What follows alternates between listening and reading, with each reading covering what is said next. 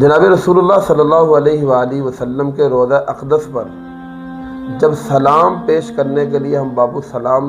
سے داخل ہوتے ہیں تو سلام کرتے ہوئے بعض لوگ ویڈیو بنا رہے ہوتے ہیں اور ساتھ ساتھ وہ چل رہے ہوتے ہیں اور آپ صلی اللہ علیہ وسلم کو وہ سلام پیش کرتے ہیں۔ میرا ان سے ایک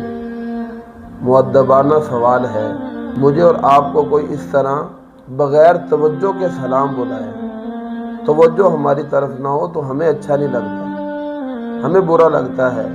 تو آپ صلی اللہ علیہ وآلہ وسلم کو کس طرح اچھا لگتا ہوگا؟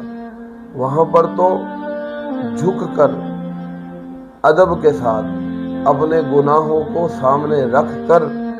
حضور صلی اللہ علیہ وآلہ وسلم کو سلام پیش کرنا چاہیے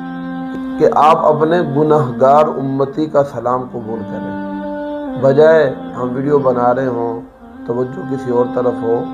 ایسے سلام کی حضور صلی اللہ علیہ وسلم کو ضرورت نہیں ہے، اس لیے اس بات کا بہت خیال رکھیں۔